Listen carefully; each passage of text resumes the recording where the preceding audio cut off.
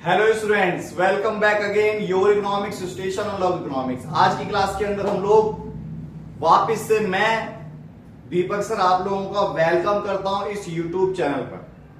आप लोग इस यूट्यूब चैनल को जरूर पूरा एंड तक देखें, चैनल को सब्सक्राइब करें, बेल आइकन दबाएं और ज्यादा ज्यादा क्या करें, शेयर करें। ठीक है, आज की क्लास के अंदर हम लोग प्लानिंग, जो बिजनेस स्टडीज का टॉपिक है, प्लानिंग चैप्टर नंबर 4 है, इसका हम लोग पार्ट 2 करने वाले हैं। इसका हम लोग क्या करने वाले हैं, पार्ट 2। हम लोगों ने पार्ट 1 चैनल को सब्सक्राइब, पार्ट 1 कर लिया था। पार्ट 2 अब हम यहां पे देख रहे हैं। पार्ट 1 की लिंक आपको डिस्क्रिप्शन में मिल जाएगी। अगर आप लोगों ने चैनल को सब्सक्राइब नहीं करा, सब्सक्राइब कीजिए, बेल आइकन दबाइए और ज्यादा कीजिए, शेयर कीजिए। ठीक है, तो बिना देरी के हम लोग चालू करते हैं। क्या टॉपिक है, बिजनेस स्टडीज का क्लास 12 का प्लानिंग टॉपिक है, जिसमें हमारा क्या चलेगा, पार्ट 2 चलेगा। ठीक है, किसमें चलेगा, पार्ट 2 चलेगा। अगर आप लोगों ने चैनल को सब्सक्राइब नहीं करा, सब्सक्राइब कीजिए, बेल आइकन दबाइए और ज्यादा कीजिए, शेयर कीजिए। ठीक है, तो अब लोग आगे देखते हैं। हम लोग हमारा है external limitation of planning. Planning की लिमिटेशन क्या क्या है, प्लानिंग करते समय क्या क्या चीजें हमें ध्यान में रखनी पड़ेगी। Change in competitors policy. ठीक है, जैसे मान लो ये मेरा कोचिंग सेंटर है, ये किसी और का कोचिंग सेंटर है, मैं अपने कोचिंग सेंटर को इसकी पॉलिसी के अनुसार थोड़ा बहुत चेंज करूंगा।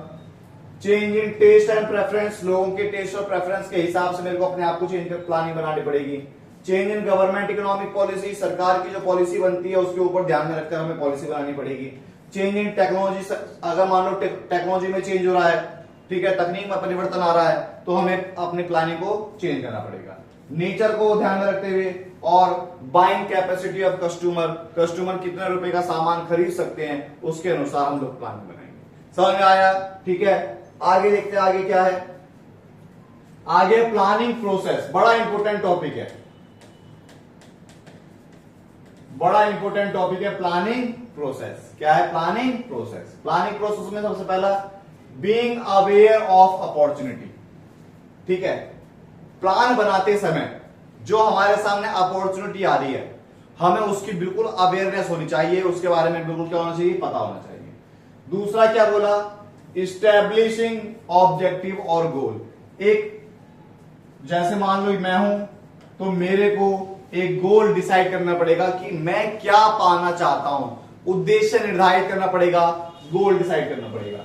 फिर उसके बाद तीसरा बोला डेवलपिंग प्लानिंग प्रोमाइसेस, जहां पर मैं उस प्लान को लगाऊंगा उसके लिए मेरे को क्या करना पड़ेगा, प्रोमाइसेस डेवलप करनी पड़ेगी। फिर डिटरमाइनिंग अल्टरनेटिव, क्या मैं ये प्लान किसी और अल्टरनेटिव तरीके से कर सकता हूं, हमें वो ध्यान में रखना पड़ेगा। इवेल्युएट अल्टरनेटिव, फिर हमें सारे तौर तरीके देखने पड़ेंगे कि कौन, जो हमने प्लान बनाई है, जितने हमें plan A, plan B, plan C जितने भी है, हमें उसको क्या करना पड़ेगा, इवेल्युएट करने पड़ेगा, एनालाइज करना पड़ेगा। वही, फिर उसके बाद जो सबसे बेस्ट होगा हमें वो चुनना है, और फिर फॉर्मुलेट सपोर्ट और प्लान, हमें उस प्लान को जो हमने चुना, यहां पर इवेल्युएट करा हमने, फिर उसके बाद जो हमने चुना उसे क्या कर देना है, अप्लाई कर देना है, उसे बोलते हैं फॉर्मुलेशन। और फिर उस प्लानिंग को हमें अच्छे तरीके से क्या करना है, एनालाइज करना है, और फिर हम उस प्लानिंग के ऊपर काम करेंगे, हमें क्या मिल जाएगा, हमें अचीवमेंट मिल जाएगी। तो सबसे पहला पॉइंट टॉपिक क्या आता है, सबसे पहला आता है हमारा,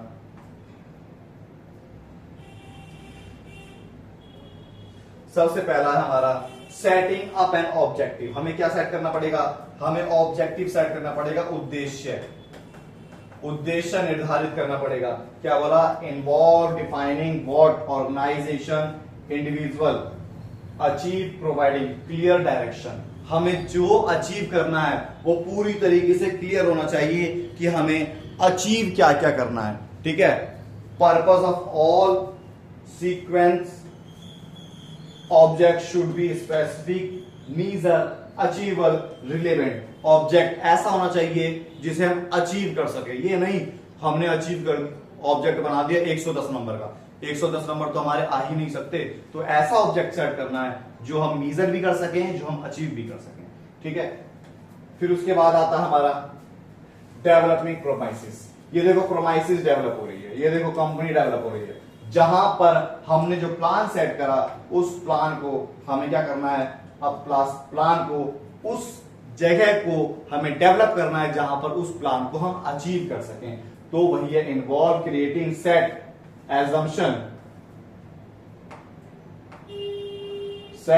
assumption about the future environment which plan will be operate. These premises are the foundation of developing realistic and effective plan. एक ऐसी premises डेवलप करनी है जहां पर हम अपने प्लान को इफेक्टिव तरीके से हम लोग क्या कर सकें, हम लोग इफेक्टिव तरीके से चला सकें। ठीक है, फिर उसके बाद आता है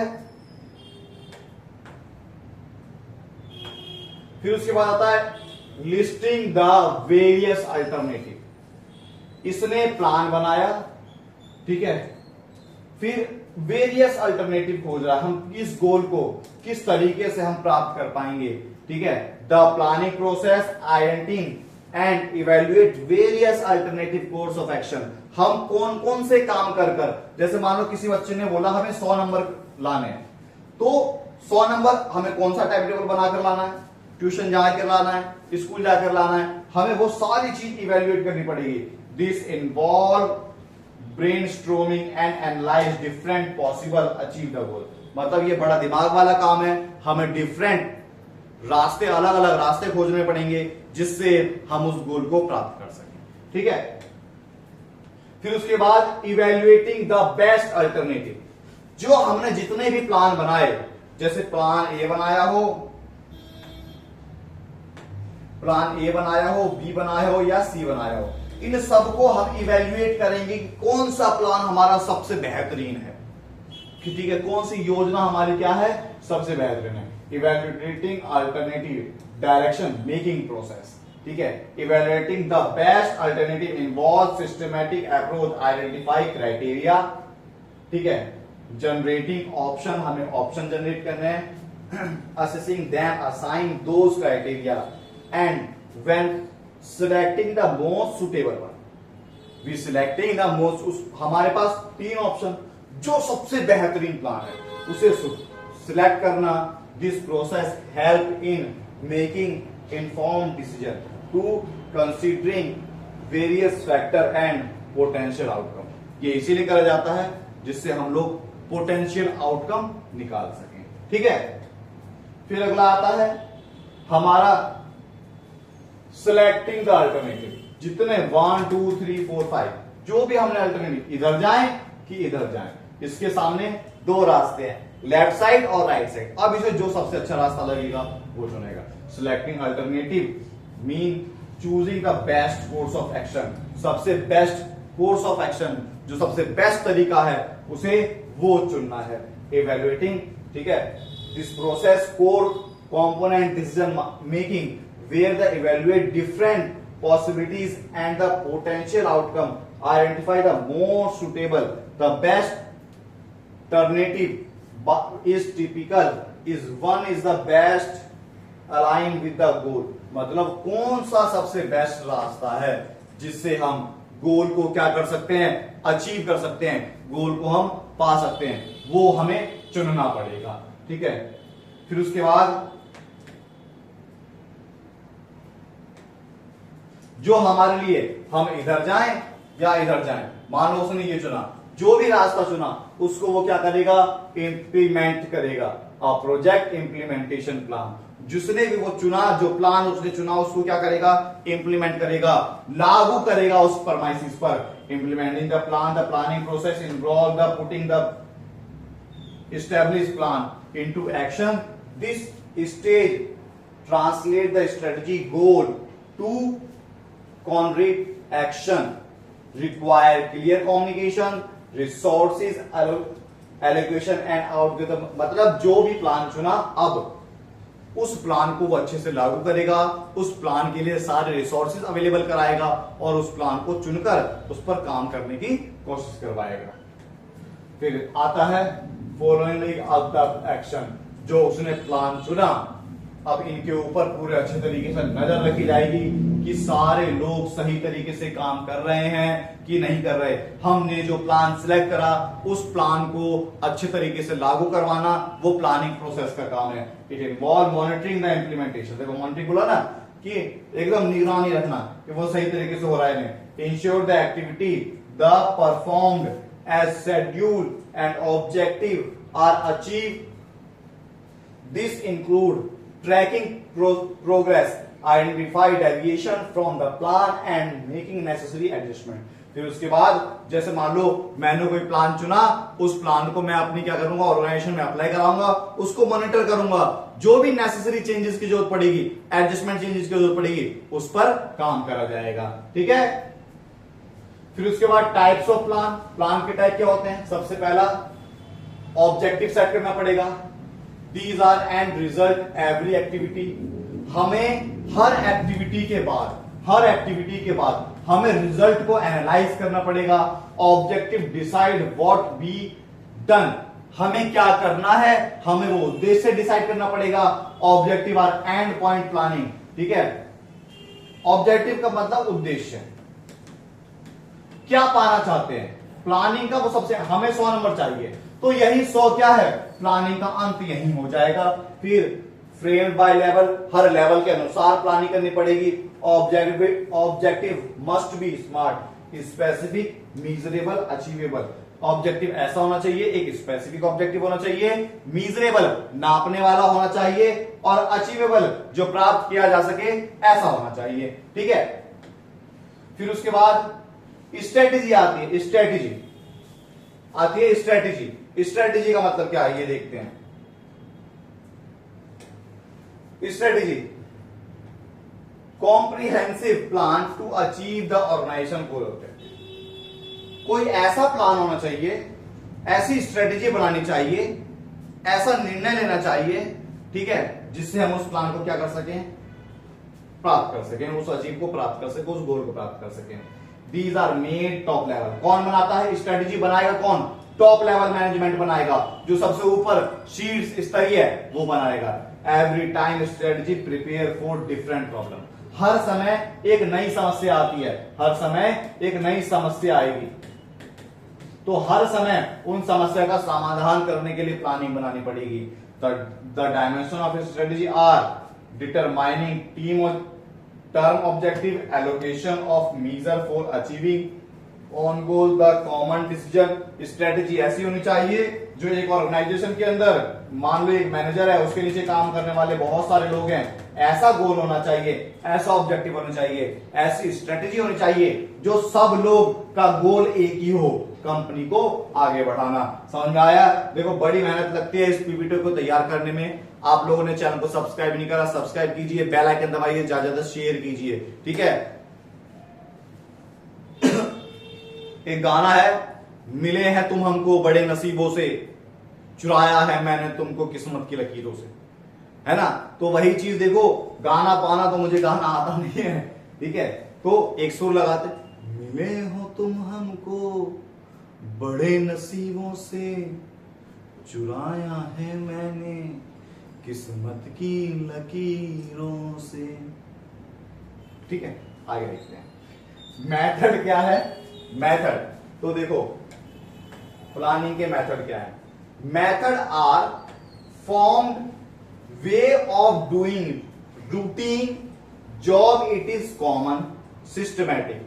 मतलब मेथड का मतलब है एक ऐसा प्लान तैयार करना जो एक रूटीन से हो, एक सिस्टमैटिक तरीके से हो, स्टेप बाय स्टेप हो। ठीक है। Doubt in mind of employment make uniformity. अगर किसी एम्प्लॉयमेंट के दिमाग में कोई डाउट है तो उसे decide in advance the common way doing job, it is pretended. मतलब एक ऐसा कॉमन वे खोजना पड़ेगा जिससे किसी के मन में डाउट ना हो, आसानी से सब लोग काम कर सकें। ठीक है। इसके बाद पॉलिसी का मतलब क्या है? Policy policy are the own way organization. हर एक ऑर्गेनाइजेशन की अलग अलग पॉलिसी होती है टू सॉल्व पर्टिकुलर प्रॉब्लम। कि अगर किसी के पास समस्या आ गई, उस समस्या का समाधान होगा कैसे? किसी के पास अगर समस्या आ गई तो उस समस्या का समाधान होगा कैसे? हर ऑर्गेनाइजेशन के अंदर अलग अलग पॉलिसी होती है। जैसे मान लो मैं हूं, मेरे को स्कूल में कोई समस्या आ रही है तो मैं डायरेक्ट मैनेजर से नहीं, मैं वाइस प्रिंसिपल से बोलूंगा या प्रिंसिपल से बोलूंगा। तो एक पॉलिसी के अनुसार हमें चलना पड़ेगा। Describe how work to be done, किस तरीके से काम करना है, ये पॉलिसी में ही होता है कि इतने बजे आना है, इतना लंच होगा, इतना ब्रेक होगा। Policy are made by top level management, policy भी कौन बनाता है, टॉप लेवल मैनेजमेंट बनाता है। Policy are derived from the objective of company, no credit sale, no smoking. Policy organisation के द्वारा ही बनाई जाती है। जैसे हमारी पॉलिसी है कि हम उधार नहीं बेचेंगे सामान, कंपनी के अंदर स्मोकिंग नहीं होगी, ठीक है, ये सारी चीज। फिर उसके बाद it help and encourage employment only, critical situation 60% admission, मतलब ये हेल्प करती है किसके लिए, गोल अचीव कराने के लिए। समझ में आया, ठीक है। बस आज की क्लास के लिए इतना ही। तो हमने क्या पढ़ा, प्लानिंग, हमने क्या पढ़ा, प्लानिंग, नियोजन, जिसमें प्लानिंग प्रोसेस, ठीक है, नियोजन प्रक्रिया को हमने डिस्क्राइब करा, ठीक है, समझ में आ गया।